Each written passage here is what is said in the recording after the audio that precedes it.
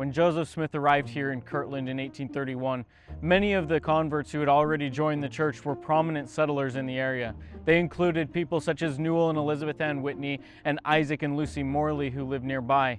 After their marriage in 1822, Newel and Elizabeth Whitney moved here to Kirtland, where they lived in a small log home and operated a store out of that home. Eventually, Newel built a larger store and a larger home for his family. In 1827, he built yet another store, this large two-story white store that the family referred to as the White Store. Newel and his business partner, Sidney Gilbert, were among the most successful merchants in the Kirtland area. On February 4th, 1831, Newel and Elizabeth Whitney were here in their store in Kirtland, Ohio. As they were working in the store that day, a sleigh pulled up in front of the store and a young man bounded inside. He bounded into the store, reached his hand across the counter and said, "Newel Whitney, thou art the man.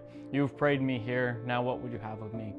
Newel Whitney looked at him, confused, and said, "You have the better of me, sir. I do not know who you are."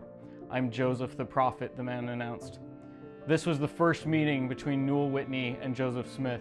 Immediately upon their arrival, Newel invited Joseph and his pregnant wife Emma to live with them in their home across the street from the store here. This store would become a center of activity for the church for much of the time that the Smiths lived in Kirtland. Joseph and Emma received significant hospitality from Newel and Elizabeth Whitney. Not only did they invite them into their home and into their store, they invited them into their lives, where Joseph and Emma became trusted friends, neighbors, and spiritual leaders to them.